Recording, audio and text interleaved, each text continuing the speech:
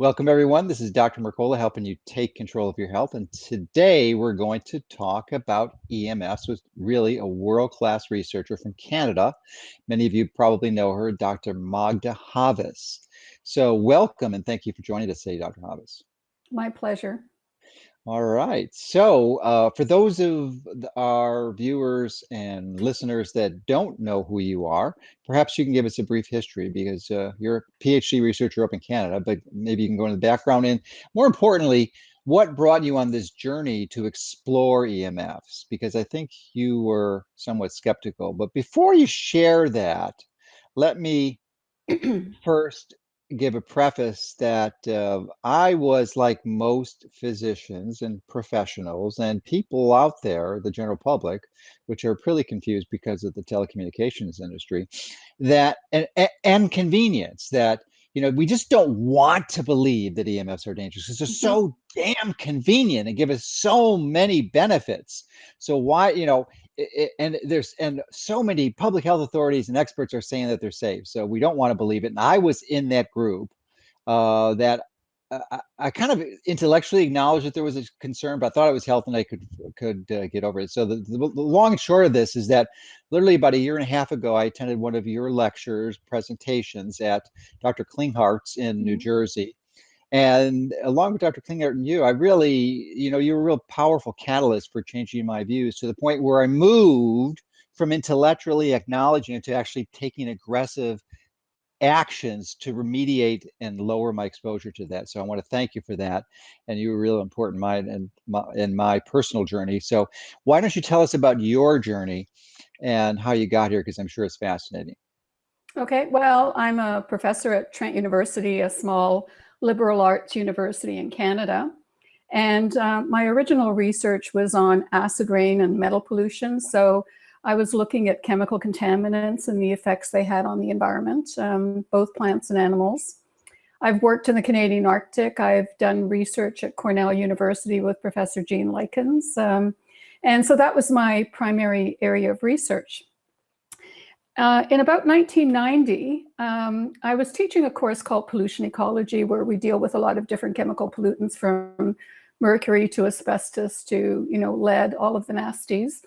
And I wanted to teach about electrosmog as well. I had heard that children who live near power lines have an increased risk of developing leukemia. And I thought, this would be a different type of pollutant that I could introduce into the class. I, update my lectures every year because the world of chemical toxicology changes so dramatically. And I began to look at the literature and found that it was really confusing. There were a lot of studies showing that, yes, children who live near power lines have a greater risk of developing various types of cancers. But then other studies... That's not controversial, is it? That's well accepted even in conventional. It's not controversial now. It was controversial when I started, which was about 20 years ago. Yeah. And there were a lot of studies showing no cancer, no increased risk of cancer. So, and people were saying, well, the studies that showed an increased risk were improperly done, blah, blah, blah. And so I felt it wasn't time for me yet to enter this field because that wasn't my area of expertise. My area of expertise was chemical toxicology. And one day my husband was visiting his brother in Wales, and they were walking the dog late at night near a nuclear power plant, and they went under some high voltage transmission lines. And my brother-in-law was a chemical mechanical engineer. And he whipped out a fluorescent tube from under his coat and held it up under the power line, and it lit up. And so my husband came back and told me about this because he knew I was interested, but had sort of put it on hold. And that evening, I unscrewed one of the tubes from our kitchen under the cabinets and went out and did the same thing near a high voltage transmission line, and it lit up. So that sort of intrigued me. I didn't understand the physics of it. I do now, but it took me a while. And depending on where you held it, if you had the tube and it was just, you held it halfway, only the top part lit up and the bottom part was dark.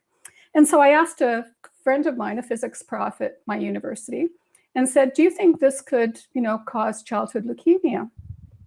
And it was his response that really turned me on to this research. And his response was definitely not. And I think when you ask someone for their opinion about something, it's really important to find out what that opinion is based on. So I just asked him. And he said, well, there's not enough energy. It's not ionizing radiation. There's not enough energy to cause cancer, so you have nothing to worry about. And that wasn't a satisfactory answer. And so at that point, I decided that I was going to demolish the literature. I was going to go through absolutely everything very, very carefully and figure out for myself whether I thought this was a real effect or whether it was just an abnormal response in a few papers. I undertook a 3-year research. It took me 3 years to come to a conclusion.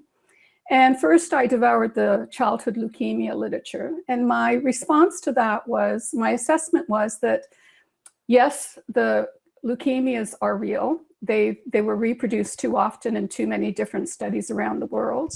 The effect was small, so we're not talking about, millions of children coming down with leukemia, but it wasn't enough. And so I then went to the occupational literature, and I started looking at, people who work in high electromagnetic occupations at power frequencies. And once again, the literature showed that there was an increased risk of leukemia, but also brain tumors and breast cancer.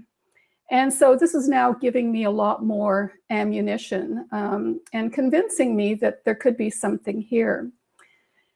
I then began to look at natural electromagnetic fields to find out how our body reacts to them. So I, went from childhood leukemias and residential exposure to occupational exposure to natural electromagnetic fields. And then a friend of mine suggested I look at the healing effects of electromagnetic therapies. And already, my head was kind of buzzing with all this information, and none of it really fit a pattern. It was all over the place, and I was trying to make sense of it. And I was reading something about bone fractures, how you can use pulsed electromagnetic fields to heal bone fractures, and that's well established. It goes back to the 1960s and 70s. And when I looked at this literature, and I was once again going through it very, very carefully, one of the documents said not to use PEMF therapy on people with cancer. It didn't say why, it just said not to use it for people with cancer. And so I was trying to make sense of this. And what PEMF therapy does, among other things, it increases cell division. And when you have increased cell division of bone fragments, then that's good because it's going to promote healing. But if you have increased cell division of cancerous cells, then that's not good. And I sort of had an aha moment. And that's, that took me 3 years to get there. And at that point, I realized that low frequency electromagnetic fields can cause cancer and can definitely promote the growth of cancer. And since then, the research is just basically supporting all of that information. And so I went from studying extremely low frequency electromagnetic fields, doing research, introducing it into my courses. And then I met a guy called Dave Stetzer. And I had a woman call me from Toronto, a mother who had a daughter who was electrically hypersensitive. And this was back in 2003, 2004. So it was a long time ago. And I had heard of electrical hypersensitivity. I didn't quite understand what it was. And she told me that her daughter was going to a new school and was so sick at the end of the morning that she would have to come home and spend the rest of the afternoon sleeping. So she basically wasn't getting an education. And the mother said, I think it's the dirty electricity in the school that's causing the problem. And I had not heard of dirty electricity. I didn't know what it was. And she said, the reason I'm contacting you is I'm wondering if you would be willing to do a study at the school. We have permission from the principal to filter the school, because there are capacitors that you can plug in that will reduce the dirty power. Because I think not only will my daughter benefit, but other students and potentially teachers in the school will benefit.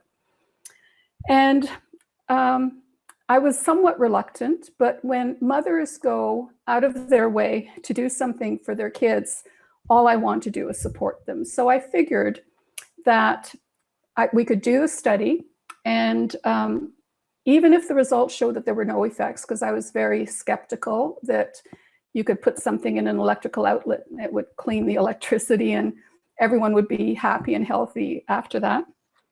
And I thought, even if we found that there was no effect, that was a valid scientific study. And so I undertook it with that in mind, expecting not to find anything. We did a study, it was blinded, and it was basically focused on teachers because you can't do studies with students. You can't interfere with their privacy for ethical reasons. But we looked at classroom behavior as well, not individual student behavior or health, but overall classroom behavior. And when I finally got to analyzing the data, I was absolutely shocked by what I found. At that time, electrical hypersensitivity was attributed to less than 1% of the population. And we didn't have a large enough sample size in the school that even if one teacher was electrically hypersensitive, it wouldn't show up because we didn't have a large enough sample size. But we found that about 44% of the teachers, I think originally, improved while the filters were plugged in. And we did a before and after. And because they didn't know what was going on, it wasn't a placebo effect. It was blinded. It was totally blinded. They thought we were evaluating their teaching ability. They had no idea what we were doing. And we told them we couldn't tell them because it would affect the results, but at the end of the study, we'd reveal all the information. And we had a custodian that plugged filters in on the weekend. And these are just little boxes that, you don't really notice. And so we did that study, found that teacher health improved and student behavior improved. And many of the symptoms that improved in the school were those that we associate with attention hyperactivity disorder. And so this was, quite intriguing to me. Dave Stetzer was then invited to come to the school, and I went to meet him for the first time because I had not met him at that point. And we had a long chat. I shared the results, and he invited me down to Wisconsin. We basically toured around, and he showed me, some of the work he was doing on farms. At that time, I was living on a farm. My husband and I ran a rare breeds farm where we had genetically rare breeds of sheep, and we had lots of other animals that were all kind of pets. And I went down there, and we had a ground current problem on our farm. And one of the things Dave was studying was ground current. And we went to these farms where the cattle were just kicking up a storm. They were really, really uncomfortable.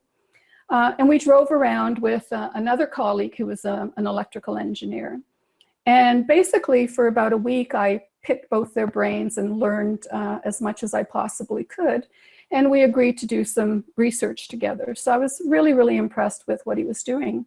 Was that the other individual, Martin Graham? No, the other individual was a different electrical engineer.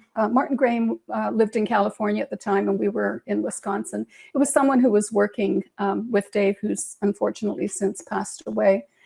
And so for the week, we had a great time. We shared information. And Dave told me that he was pre-diabetic. And that his blood sugar increased when he was in an environment with a lot of dirty power. And so I got really excited because with blood sugar, you can measure it. It's not something you can consciously control. And so I thought this is a perfect type of study to do where there's an objective assessment as opposed to how bad is your headache today kind of thing. And so I started working with people who were diabetic. And I found we did a number of different, we worked with people who were both type 1 and type 2 diabetics, ranged from age 12 to 85, who were on medication or not taking any medication.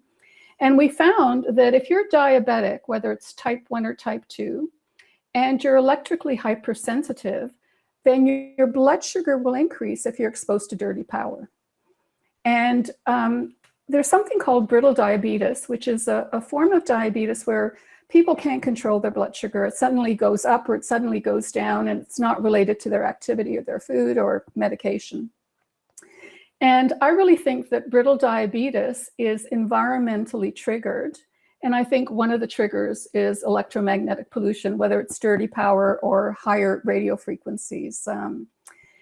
One of the people we worked with was a woman in New York who was a type 2 diabetic, and she didn't take any medication. She was overweight, and she would walk to get her blood sugar down. So if she measured her blood sugar, it was high, she'd walk, 20-minute walk, and it would come down to a normal, acceptable level.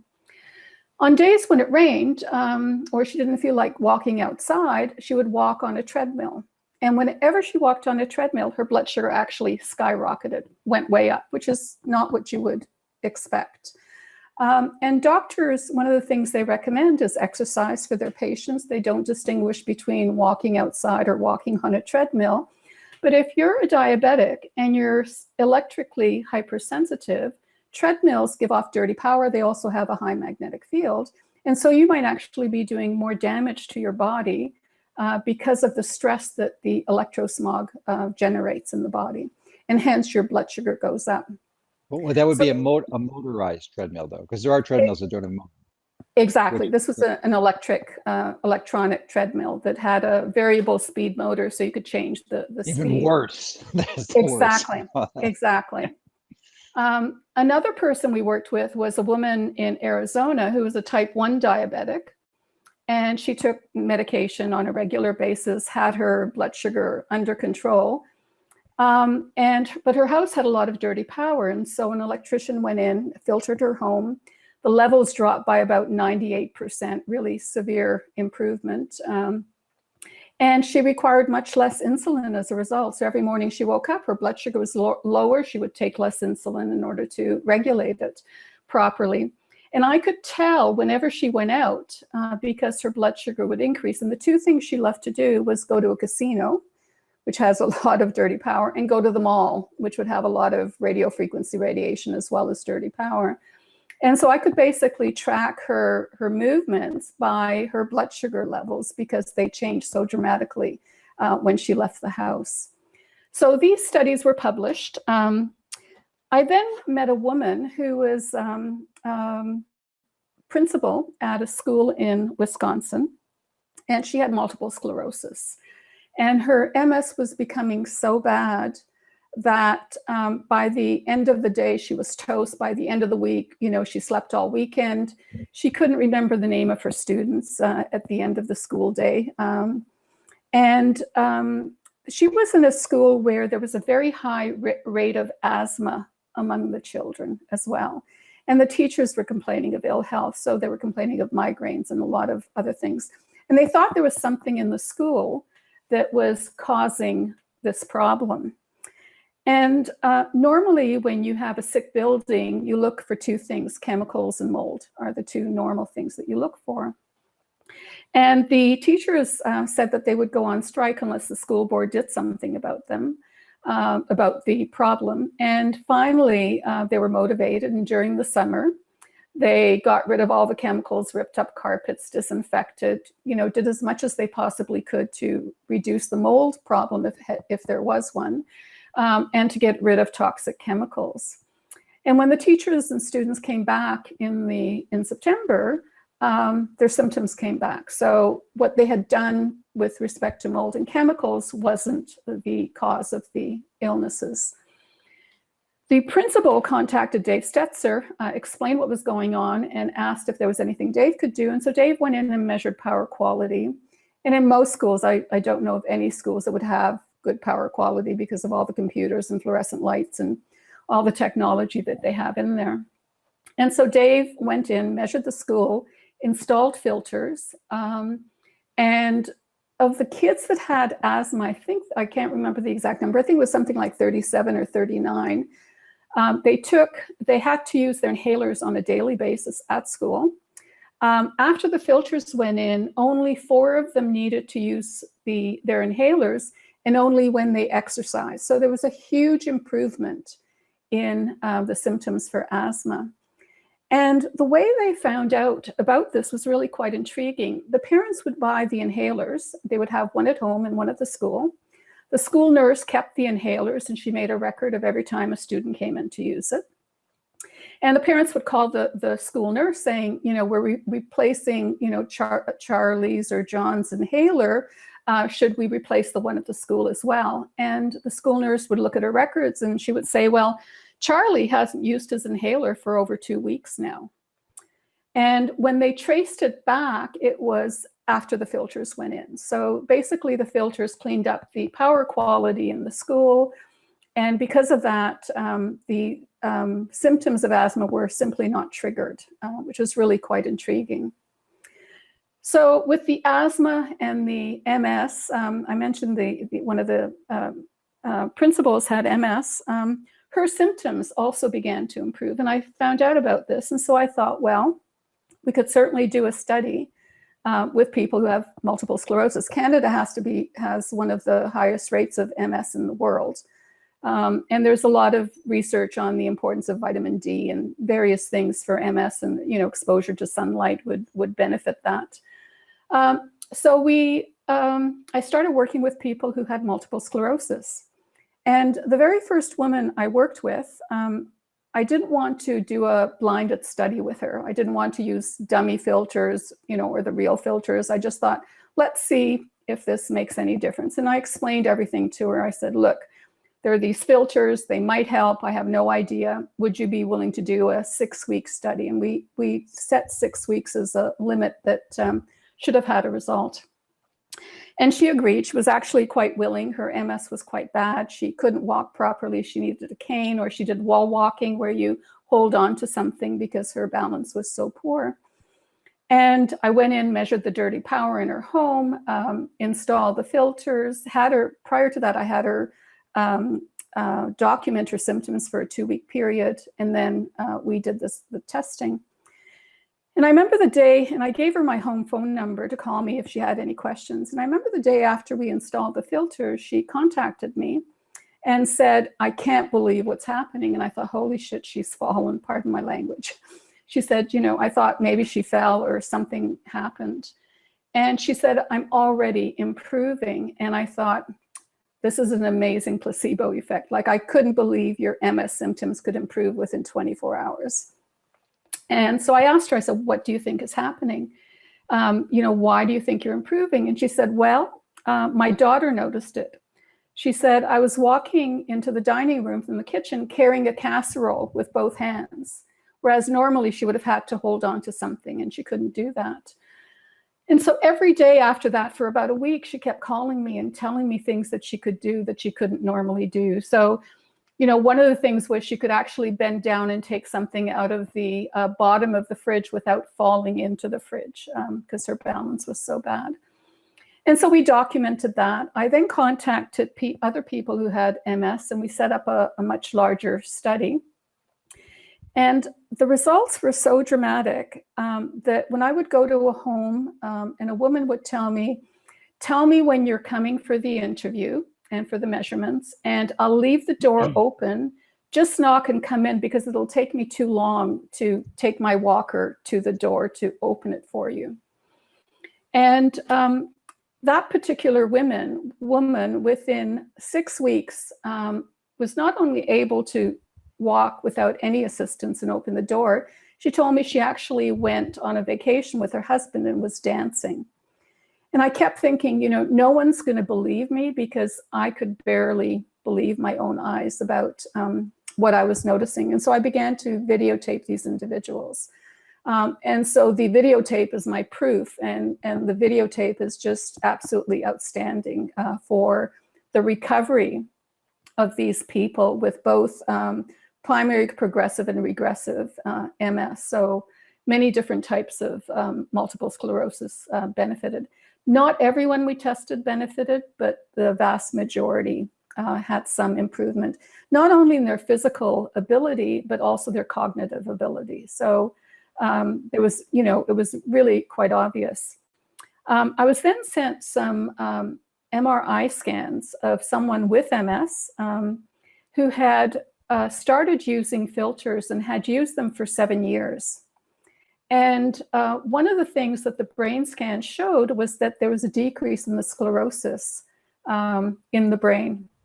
And so not only did it improve symptoms, it actually allowed the body to heal itself against multiple sclerosis, which is quite amazing.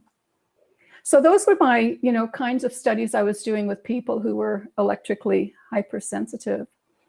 I became very interested in finding out how to diagnose them so that medical doctors could test their patients. Now, electrical hypersensitivity is recognized by the World Health Organization, although they would prefer to call it idiopathic environmental intolerance, meaning that they have no idea what causes it. We know that there are certain conditions that increase the prevalence of electrohypersensitivity. One of them includes physical damage to the spinal cord or to the brain. So if you've been in a car, you have whiplash, or you've had a concussion, that would increase your risk of developing electrical hypersensitivity. Similarly, chemical trauma, if you have mercury amalgam, for example, or high levels of toxic lead or PCBs or anything that's a neurotoxin, that would also increase your risk of developing electrical hypersensitivity. If you have bacterial infections, parasites, if you have Lyme, for example, which is becoming a very serious problem, that increases your risk. So physical, electrical, chemical, biological trauma all increase your risk of developing electrohypersensitivity. And if you happen to have an impaired immune system with lupus or something, you're very young or very old, that has the same effect. So while we don't know exactly what causes it, these things predispose a person to developing EHS. And so I began to work with people with electrical hypersensitivity. And one of the tests we did, once again, I sort of listen to people who tell me what their symptoms are, and then I try to figure out how do we document those symptoms in an objective manner based on what it is that's actually, that they think is affecting them. So someone who's sensitive to electromagnetic pollution in the form of dirty power may not be sensitive with respect to electromagnetic fields, low frequencies, or may not be sensitive when it comes to microwave radiation. Everyone has their trigger. So we set up an experiment with people who claimed that they had heart palpitations. They would go into an environment. Very often these were stores that they would visit for shopping, and they felt as soon as they walked in, their heart would race, they would have kind of an anxiety attack, and that they had to leave the store as quickly as possible. And very often they said that they would make a list, go in, do the shopping as quickly as possible and leave, because the longer they stayed in the store, the worse they felt. They would develop brain fog and become dizzy and nauseous. And the heart is something that's really quite easy to monitor. And so I contacted a friend of mine, Jeff Marangel, who's a chiropractor, and he does energy medicine. And we set up an experiment where we tested people, 25 initially, in Colorado, some of who claimed to be electrically sensitive, others who hadn't even heard what the term meant.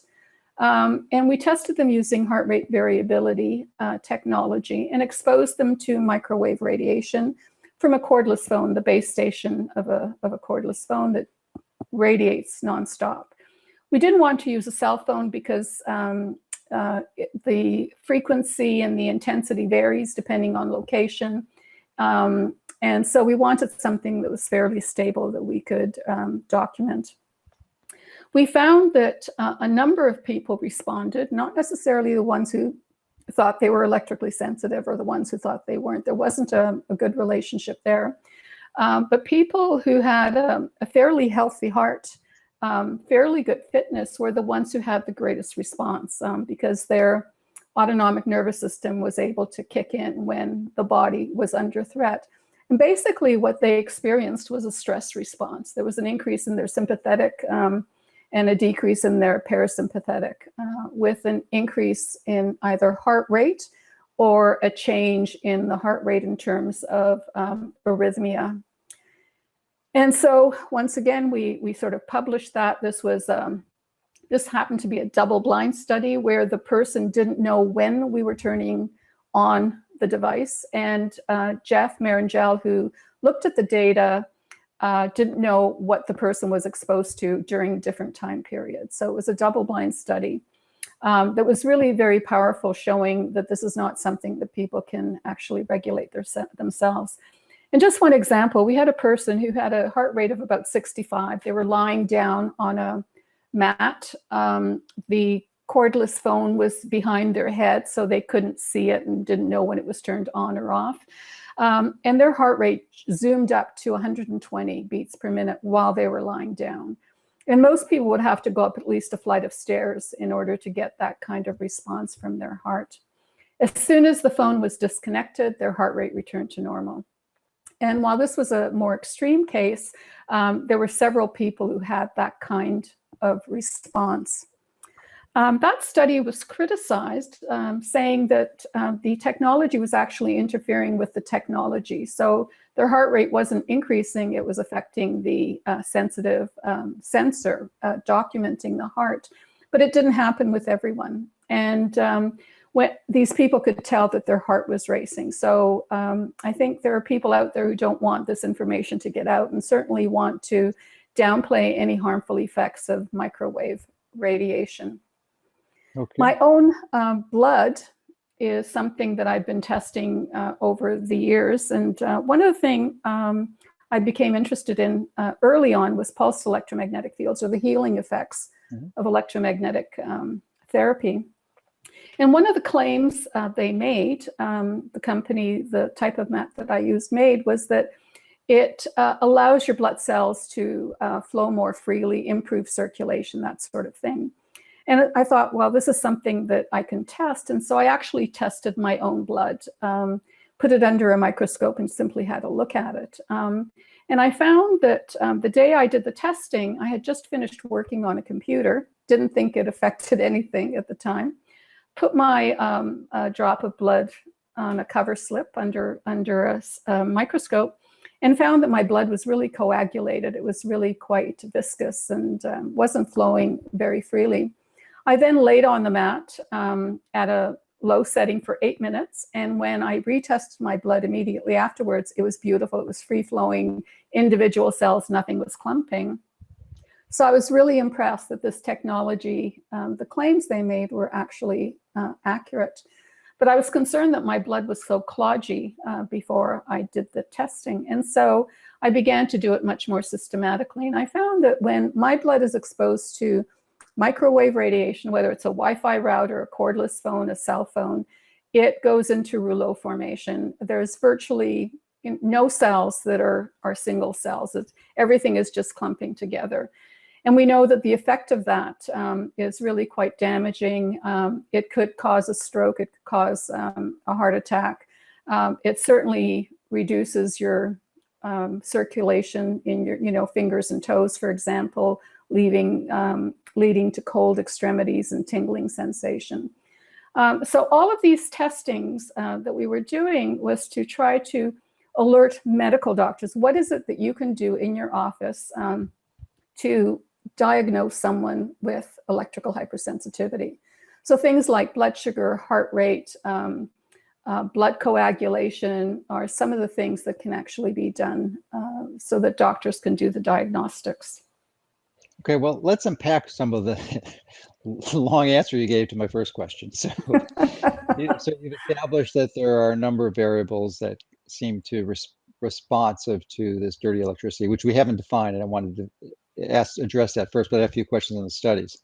So I was particularly interested in the percentage of improvement you noticed in diabetics.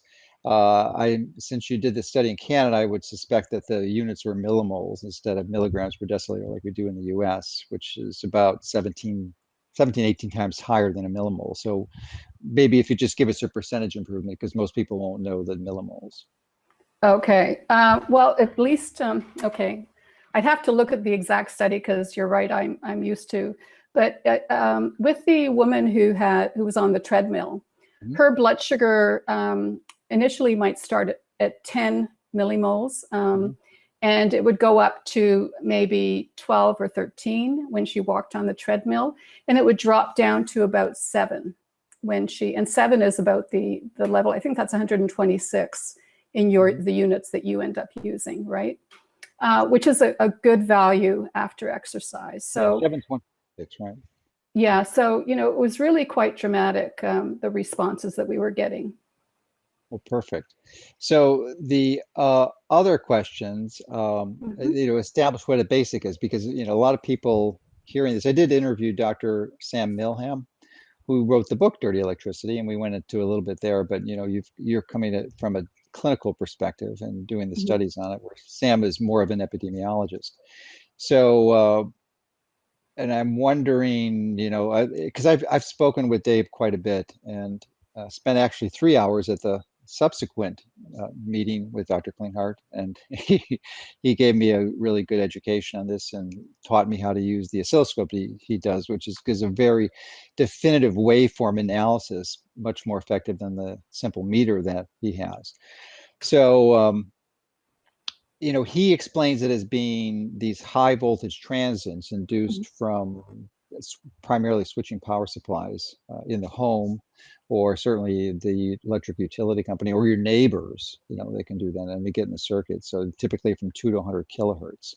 Mm-hmm. And that's what these filters do. They remove those frequencies if they're low enough intensity, because there's some things like solar inverters which the filters don't work really well for. Mm-hmm. So you have to need an additional filter that you have to throw in the inverter. But I'm wondering, you also described your experience, the positive experience personally you had with PEMF. And it would seem to me that that may be a contamination issue with respect to the regular house filter, because the house filters are cycling at about the same frequency that PEMF does. I mean, certainly some of them go lower, but it's still below 100 hertz, which is a biological rhythm. Mm-hmm. And there's no high voltage transients on the PEMF, so you're just getting those biological rhythms, whereas the electricity that's almost always contaminated has these high voltage frequencies. So do you think that's the primary issue that differentiates the two, is just the frequency, the pure frequency?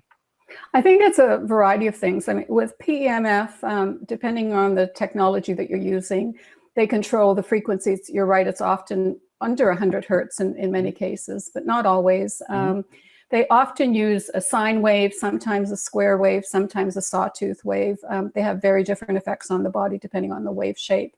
The intensities are quite different. When it comes to power quality or high voltage frequency transients, we're talking about kilohertz. And I think that's the frequency range. According to Dave, the Russians did some research and they found when the frequency was above 2 kilohertz, it tended to go internal to the body. So it passed the skin and went inside. And you'd expect that to be much more harmful than something that simply skirts around the outside of the body and might affect the skin, but nothing internal. And so the filters that he and Martin Graham developed were really for that frequency range the Russians discovered was harmful to the body. So with PEMF and with dirty power, we're talking about two very different animals with very different characteristics. So you've only given us a small taste of your breadth of knowledge on this topic. So I'm going to ask about something you haven't talked about, but I know you're expert at this. So how would you compare the dirty electricity? Because there's essentially, you've got dirty electricity, you've got magnetic fields, electric fields, and RF fields. But the most common exposure, and I'd like you to give us a framework and a perspective on this, because your experience in this field is quite useful. Do you think that the dirty electricity is more harmful for most people than the radio frequency exposures? I know they're both something to be avoided, but how would you rate them independently? I think it really depends on the individual. I mean, there are some people who respond only to microwave radiation. They don't respond to anything else. Others respond primarily to dirty power.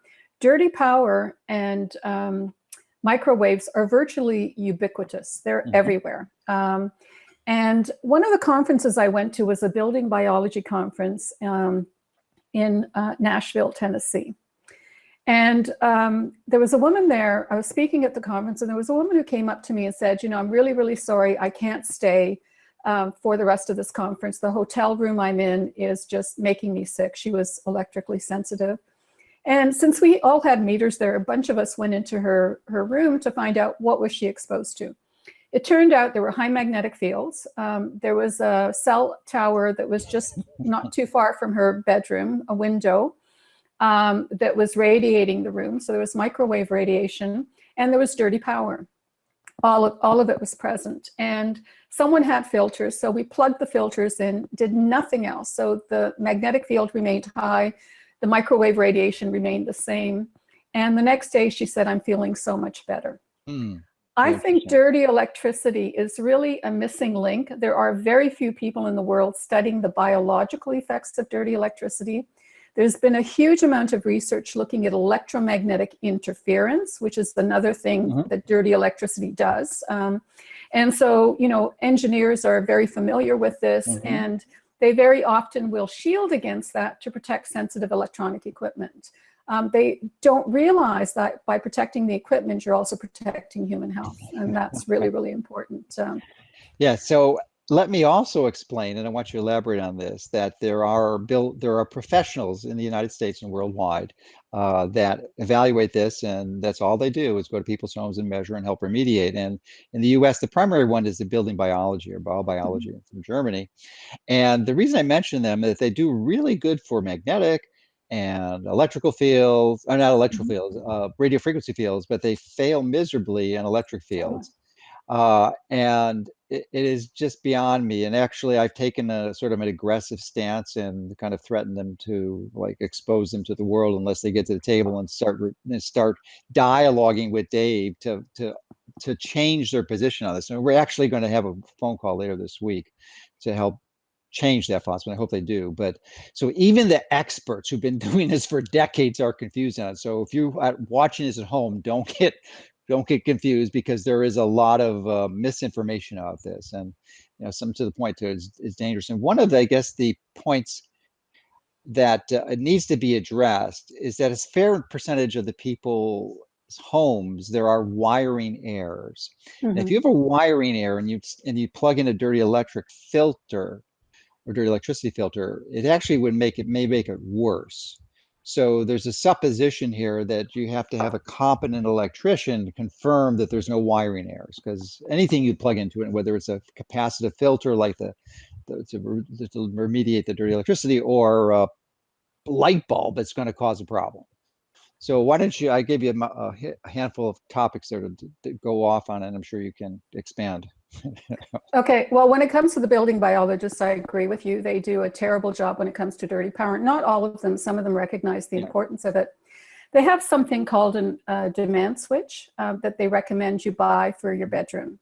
And basically, this demand switch allows you to turn the power off at the electrical panel to your bedroom. Switch, right. Exactly. The problem is if you plug in a filter, the remote control won't work. It won't turn off the power. Yeah, it's important to know that these the filters require electricity for them to work. So right. And the dirty electricity is still there because it comes in on the ground. You know, right. They don't understand or realize. It's just beyond me why they don't get it, but they don't. Right. And I think that's one of the reasons they don't recommend the filters, is it interferes with their demand switches. So, you know, do you filter or do you use the demand switch? And you know, I don't know the answer to that.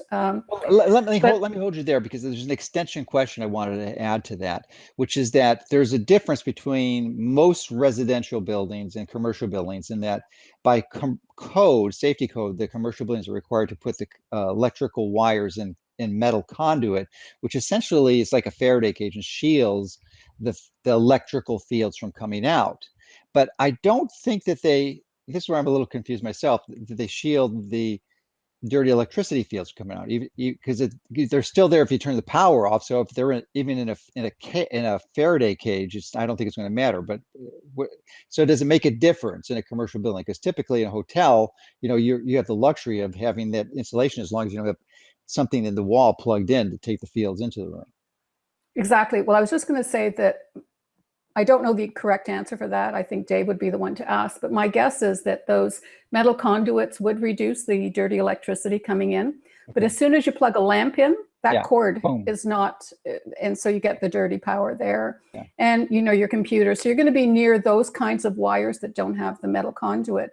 People who are electrically sensitive, who are recognize the importance of having your home as a sanctuary, are beginning to use those metal conduits for their home wiring as well, to minimize the electromagnetic fields coming from the wiring.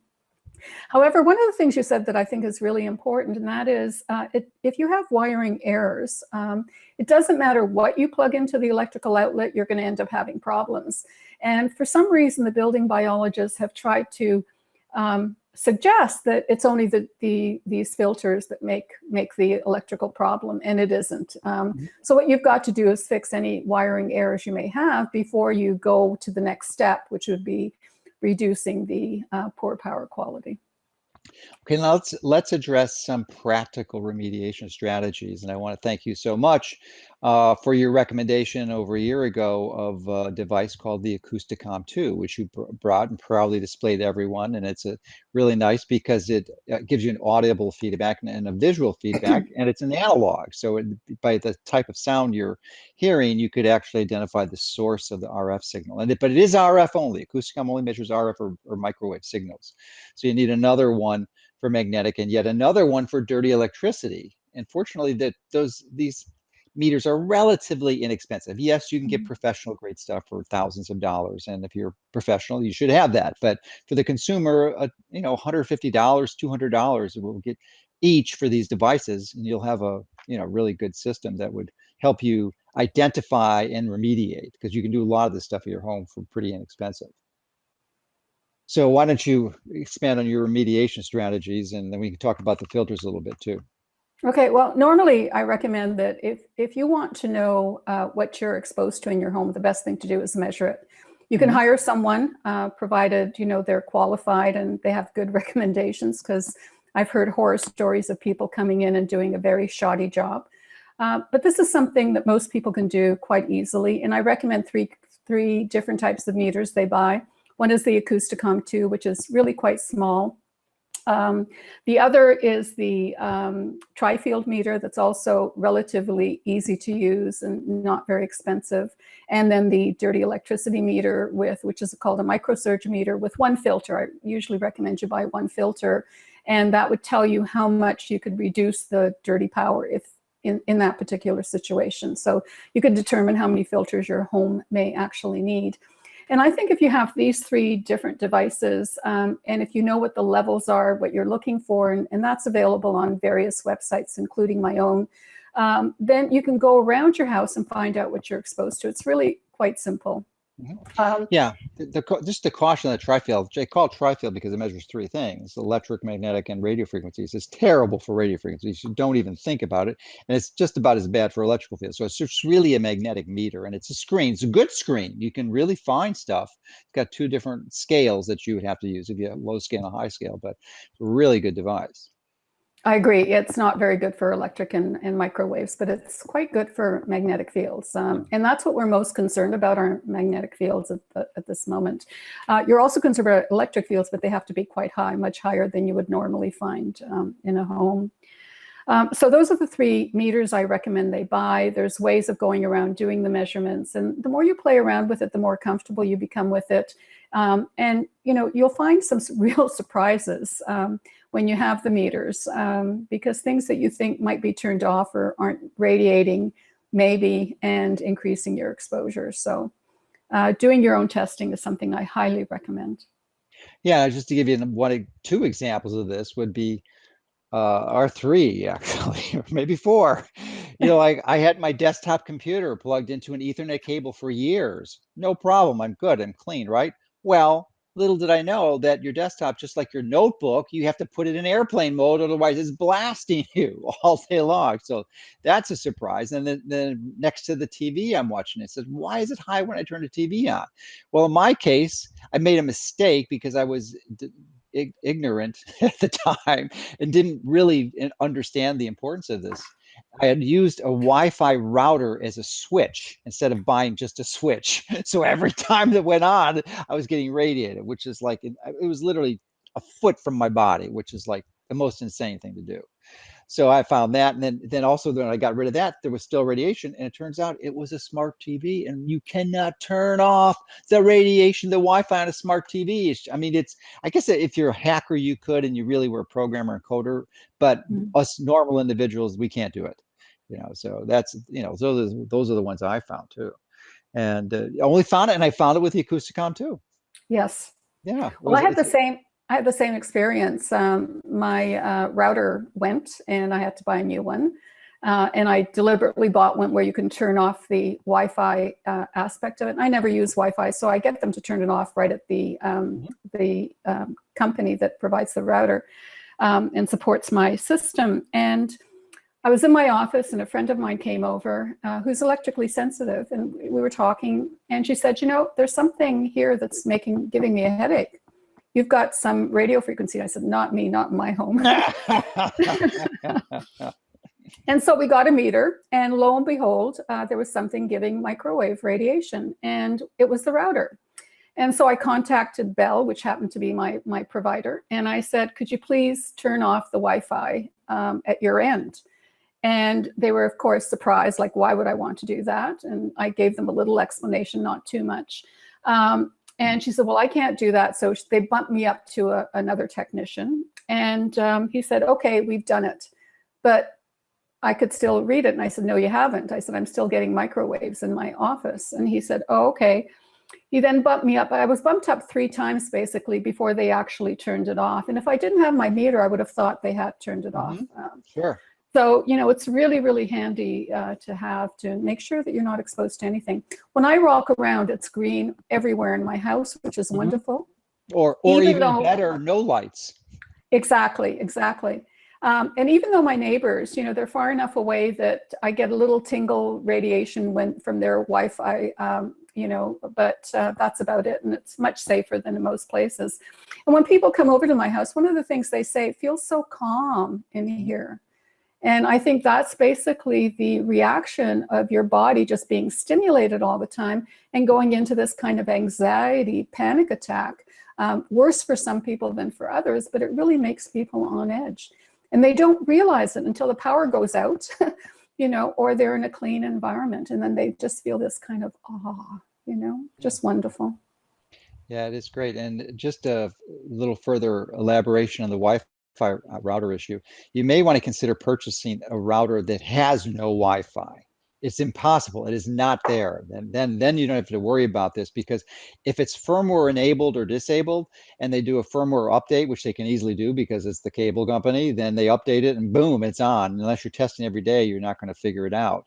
I happen to be an obsessive compulsive, so I do put the Acousticom 2 on every day, largely because I have a ring, an Aura ring, which says Bluetooth, and sometimes it will spontaneously go out of Bluetooth, because it only goes into Bluetooth when you get the data off, which takes a minute once a day, so it's a pretty low exposure. But I'm diligent to make sure that they're not messing around. I'm not getting radiated, because even though it's low power Bluetooth, it's still, you don't want that radiation. No, you want to avoid it. So, one of the things. Go ahead. One of the things that most people don't realize is people who are hearing impaired and have, devices that improve their hearing. Those are now using Bluetooth, and they're talking the 2 different earpieces you might have. They're talking the brain. A friend of mine just had his hearing tested, and he has some slight hearing loss, and he tried these Bluetooth enabled, what are they called? Ear amplifiers? Hearing aids. Okay. Yeah. And he got a headache almost instantly. And you can't turn them off. So whoever's making hearing aids has to be told that this is not a good thing for their patients. Well, a slight tangent of that is a symptom called tinnitus or tinnitus, depending on which way you pronounce it. But it's a really common symptom, electromagnetic hypersensitivity. And once you remove the EMF exposure, that almost like disappears instantly. Problem solved. Yeah. Which is pretty darn interesting. Getting back to the filters, it's been my experience that most people, unless you live in a minimalist house with 500 square foot studio, you're probably going to need at least 20, and if it's a bigger house, 40, maybe even 80 of these filters. And I think they retail about $40. But if you call Stetzer Electric and just type it in, Stetzer electricity filters, um, they will give you a discount. They'll bundle a package for you. It's not on their site. You have to call them directly, and then they'll include a meter in that, and so you can get either a 20, 40 for 30, 40, 50% off. So it's a much better value if you buy the amount that you're going to need for your home.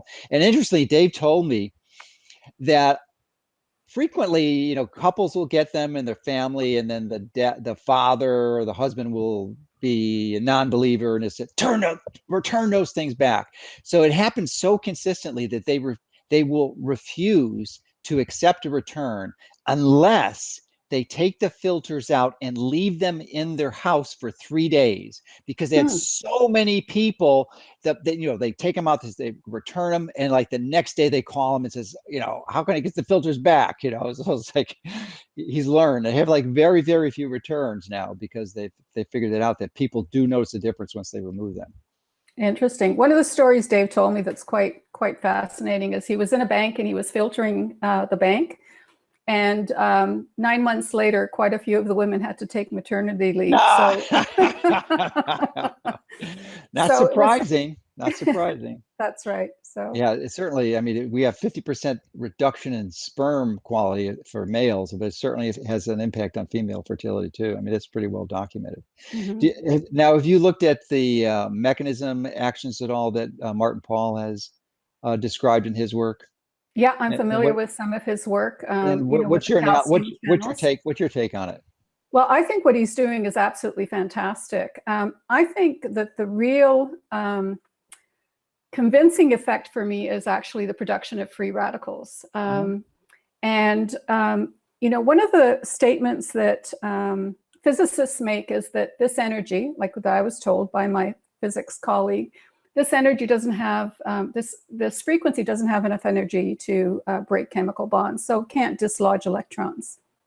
However, so it can't cause cancer, basically, that's the comment they make. However, if you look at the literature on low frequency and microwave frequency fields, there's an increase in free radicals. Now, so there's two ways that you can have an increase in free radicals in your body. We know free radicals do all sorts of damage, including cancer, but even beyond cancer. And so the question is, how can you have an increase in free radicals if you're not generating them with the ionizing radiation?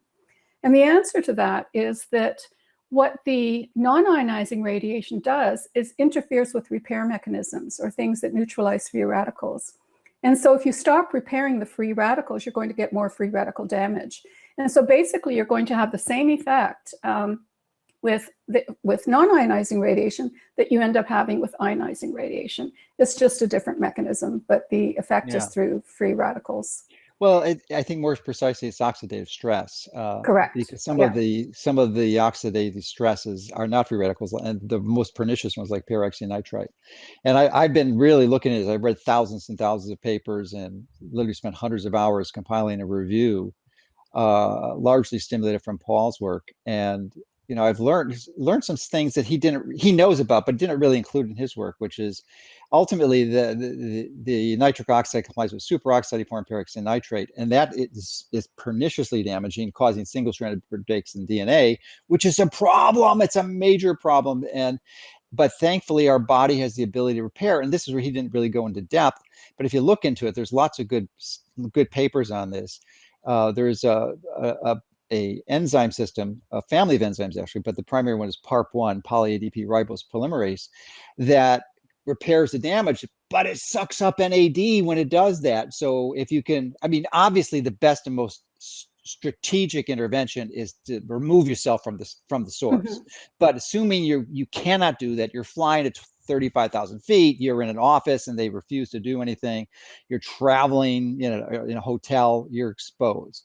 So, things like NAD can be very useful, and things also like molecular hydrogen, which not only it activates NRF2, which is the master antioxidant pathway. But what I just realized recently is that it also inhibits NADPH oxidase, or NOx. And the NADPH oxidase will take NADPH, which is it is like one of the most powerful components of the of cellular redox. It Hmm. essentially recharges those antioxidants like glutathione and vitamin C and vitamin E. And um, molecular hydrogen actually inhibits that enzyme, NOx or NADP oxidase, which I didn't know. And that's another. So molecular hydrogen is a powerful strategy, and I like to use the high dose ones, like the 9 parts or 9 milligrams per liter, or 9 parts per million, sometimes called, that has the nano bubbles. It's a little bit pricey, but I take it every day. Even though, yeah, and like more when I'm flying, or in a Right. hotel, Yeah. because I think that's a good strategy. So, we like to give people useful resource and tools.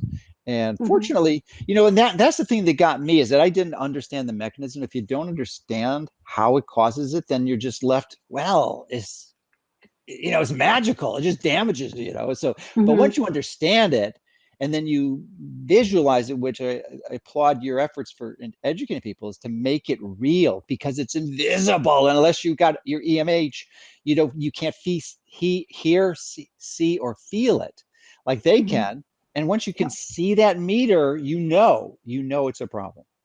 that's right. Yeah. Yeah, I can't tell when I'm in a high electrosmog environment, so I have to use meters. Yeah, most of us can't. Yeah, and one of the things I tell people who are electrically sensitive, in a sense, you're really quite lucky because you're in a poisonous environment and you can try to avoid it, whereas the rest of us just go around blindly unless we have meters to tell us. Yes, it's all good. So Mhm. if people wanted to learn more about some of your studies, maybe we can link to them. I mean, you guys, are they open, They're all peer reviewed. peer Some of review? them They're are all open peer reviewed, access. some Yeah, of the open source, so we can put yeah. links to those and Hmm. people can review that in details, because the devil's in the details. Some studies are not done as well as they should be. And I'm sure they're not yours, but, and maybe before we go, just address this, because this is such a powerful component that leads to the confusion I had than most people on this issue, which is the massive, clever, sophisticated strategic intervention of the telecommunications industries that essentially mask the ability to understand what's going on. They discredit Hmm. authentic, legitimate researchers. They spin off dozens of other studies to prove them wrong, and they buy off the federal regulatory agencies and the legislators. So it creates a problem. So what's your take on that? Well, that's been something that's happened all along. When I did acid rain research, we had exactly the same thing. The industries, the mining industry, said basically there's no such thing as acid rain. It's happened with tobacco, it's happened with lead. This is the norm. Mhm. And unfortunately, the public isn't aware that some of the best scientists in the field are the ones who are going to be criticized the most. Because once you destroy their credibility, you destroy their ability to say anything. And you have to be very brave. I mean, a lot of the things that you've done have been very brave. You stood up against, the government and pharmaceuticals and everything else in order to share your knowledge of and your understanding of what promotes good health and what is unhealthy. And the people in this field are doing the same thing, and they're being criticized. There's no research funding for this kind of research. So a lot of it is just not being done in North America anymore because of that. And all we're really trying to do is try to get the information out so that people can make wise choices. But there is That's really research being done. I think the Bio-Initiative report, which is a massive compilation of studies I'm sure you're familiar with, I think it's like 1,700 studies that they right. listed that support this, that there's damage from exposure to these fields. Mm-hmm. Well, and there was the recent National Toxicology Program study with mice and rats showing an increase of, certain types of cancers in the rat Well, population. that's an interesting example of telecommunications industry interference, because that's what it initially showed. But then when they had those initial results, then they changed the study's lead author and they came up with different conclusions. Exactly. But then they opened it up to public response, and quite a few scientists from around the world responded, and they're back to saying it's harmful again. Oh, So, really? I didn't realize they made the yeah, transition I back. think they were under a lot of pressure to downplay the harmful effects, but that's been changed because of the experts who have come in and That's testified. good. Yeah, and there Yeah, are a lot of experts in the world. And I mean, you don't obviously live in the United States, but it's close enough. But from your perspective as a researcher in the field, do you feel that there's more discrediting influences in the US and Canada versus Europe or across the world? most definitely. Yeah. Okay. You've got, particularly in the US, you've got such a powerful lobby, whether it's pharmaceuticals or the telecom industry. For example, Tom Wheeler recently made a Mm. speech a few years ago. I'm sure you've seen the video of it, where he says we just have to go ahead with 5G and there's no testing. We're going to be the first and we're going to make billions of dollars. Well, those billions of dollars are going to come out of our pockets. And at the same time, they're going to expose us to much higher frequencies, some of which are being used in weapons, by the military for crowd control at higher intensities that they're going to be using for the public. We have no idea what the long-term consequences are, and yet he's just pushing straight ahead. He's no Well, longer with FCC, but the attitude is the same. Let's move ahead as quickly as possible. yeah, and what most people may not realize is that Tom Wheeler, I believe, was the head lobbyist for the telecommunication industry before he That's went right. moved to the FCC. That's right. Imagine that, this Yeah. revolving door. Mm-hmm. So Barack Obama has quite a bit to answer for by, putting him in charge of the FCC. But I don't think Yeah, Trump is doing anything to, yeah. It's regarding the endemic health of this. whatever your party is or whatever the president, it's just pervasive. It's just difficult to get out of that industry influence Mm-hmm. because of the funding issue. So it's just Mm-hmm. a challenge. So any other words of wisdom and advice that you have for our viewers?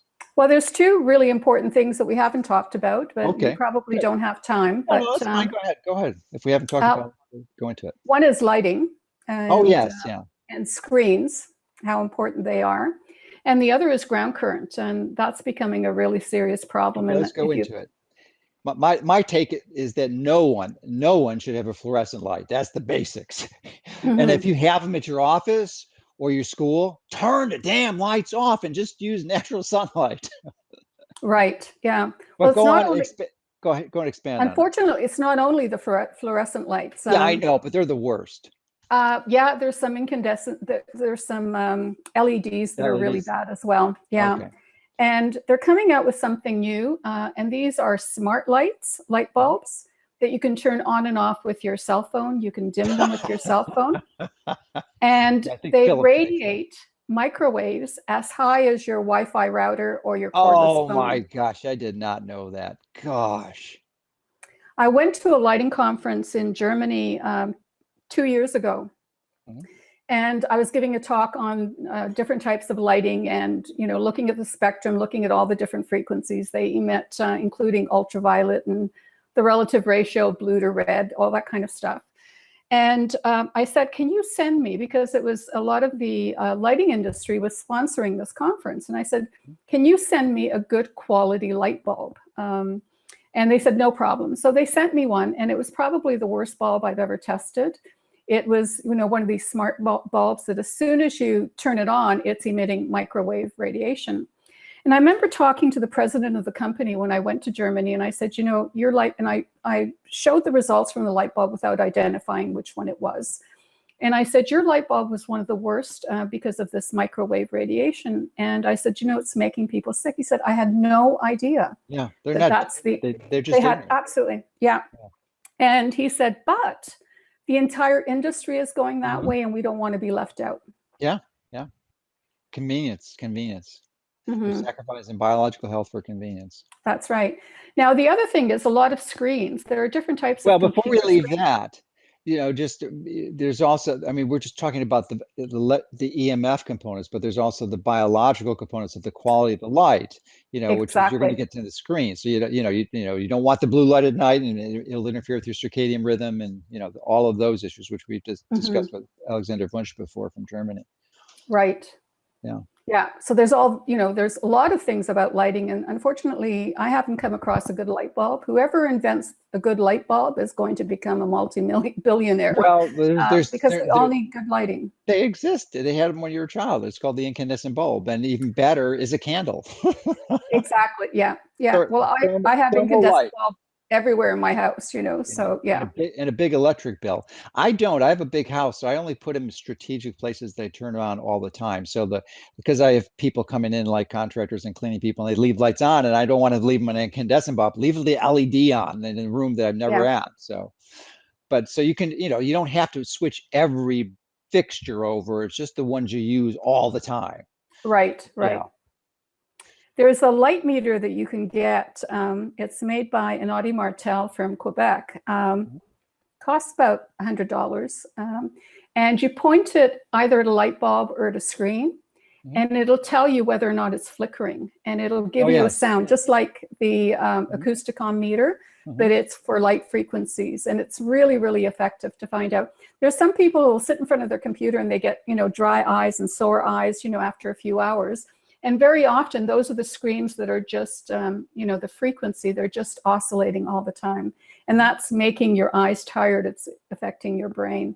And you can have screens that are really, really quiet. So they vary enormously. The standards aren't being adhered to prevent that kind of flicker.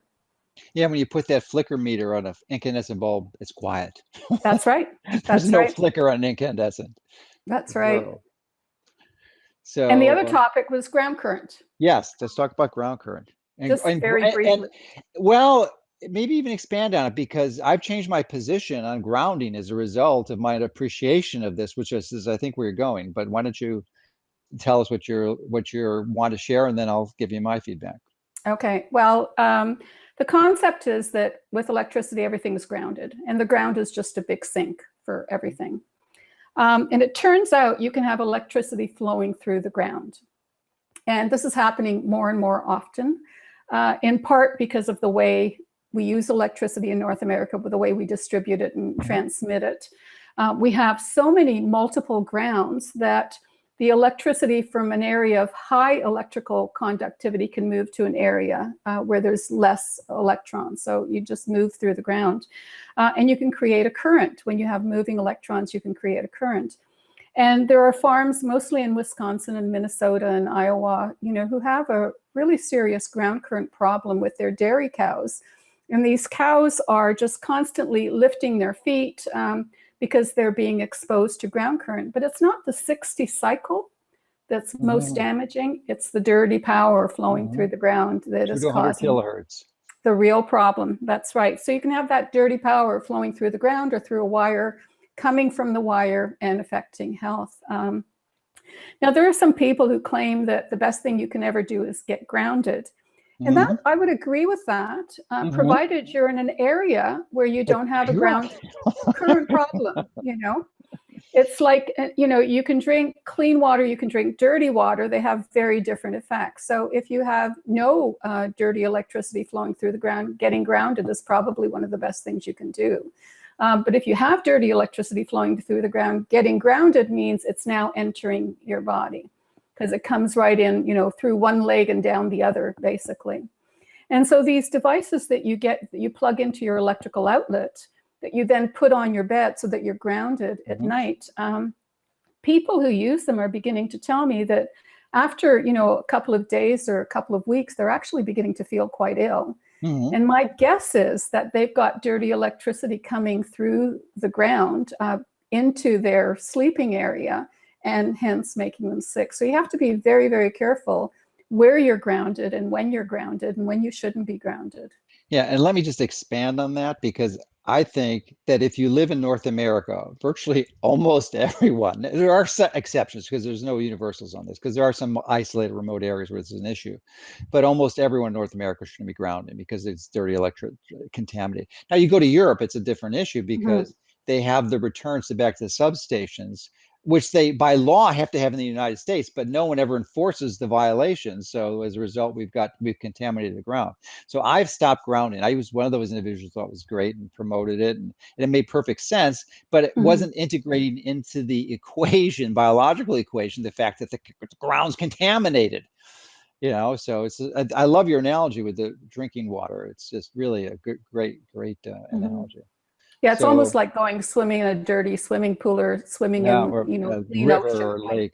Yeah. Now the exception, I live near the Atlantic Ocean. Yes. walks away, and that because you're about that, obviously it's an ocean, so it's one of the biggest bodies of water on the planet. So then the current can go out, so then you can truly get grounded. So Exactly.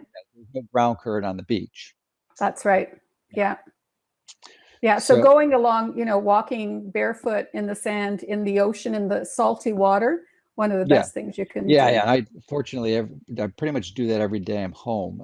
So, but I would say 95% of the year I'm doing that. So at least I get a regular grounding exposure. But I stopped grounding myself at night because, even though I'm in between, I live between a river and an ocean. Probably it doesn't have that high dose, but I still don't want to do it. So, Mm-hmm. Well, one of the yeah. things you can do is hug a tree, and that'll have the Yeah, same yeah, yeah. effect. Now, yeah, explain why that works, even because the ground's still contaminated. So how are you getting a beneficial biological grounding from the tree, even though the tree isn't rooted in dirty electrical ground? Well, first of all, the tree isn't going to be that conductive in the bark, so Okay, we're not hugging a metal pole stuck into the ground. okay, And the roots are quite deep. And okay. so just being in contact with that means you're going to get the electrons flowing through your body in a very positive way. I've Even had though people who, even though the bark is an insulator because it's wood, it's still going to come yep, through. some of there's always a little bit coming through. It's just how quickly. So Okay, even insulated material will have a certain amount of flow through it, just okay. how much, really. But I've had people who've come over to my place who've been, they've driven through Toronto. They're really kind of jittery. They're electrically sensitive. And Hug I the tell them to go tree. out in I tell them to go in my backyard and hug a tree. And they Love hug it. it for about 5 minutes and they come away and they say, I feel a lot better. So Damn tree huggers. yeah, All right. Well, that's a really good simple pearl, and really like that one because it doesn't cost very much except a few minutes of your time. that's right. Yeah, that's a And the good one. tree likes it too. All right. So yeah, I bet there's some biological synergy there. Mhm. So any other recommendations or resources that you might like to advise us of? Well, one of the things I tell people, really important to limit your exposure if you want to, improve your health or make sure you don't become ill. Another important thing is to build up your immune system, a healthy immune system. And then all the things that you recommend from, eating properly, getting sunshine, having, moderate exercise. These are all things that are going to go a very long way in keeping you healthy. No. Yeah, and honoring your circadian rhythm, I'm realizing is a real important one in sleep. I know they're so and then not so much even what you're eating is what I'm learning is what's so more important is what you're not eating and when you're eating. Mm, Two variables that most people don't consider, but just this right. time restricted eating window is a very powerful intervention to sync up your circadian rhythm. All right, well, And this has been great. well, thank Thank you. you. Thank you so much. We were seeking to get you here for a while, but we had some challenges and those are finished now. So I'm glad we got connected and we could share this wisdom with the masses. It's great. My pleasure. Thank you so much. Thanks so much for watching. Remember, hit the like and subscribe button so you can get more videos that can help you and your family take control of your health.